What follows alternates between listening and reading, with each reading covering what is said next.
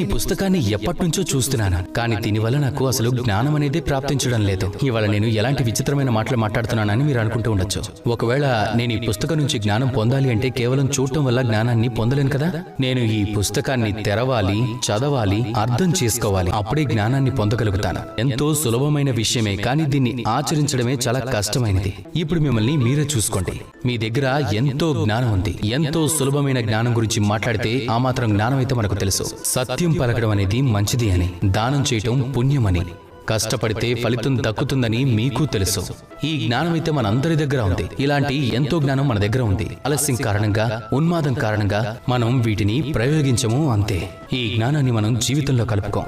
దీన్ని మనం ఉపయోగించుకోం కాబట్టి దీన్ని ఆచరణలో పెట్టక బాధపడుతూ ఉంటాం. కాబట్టి మీ దగ్గర ఉన్న జ్ఞానం అంతా, మీకు ప్రాప్తించిన జ్ఞానం మొత్తం ఉపయోగించుకోవడం ప్రారంభించండి. జీవితంలోకి తీసుకురావడం ప్రారంభించండి. ప్రతి క్షణం సంతోషంగా ఉంటుంది.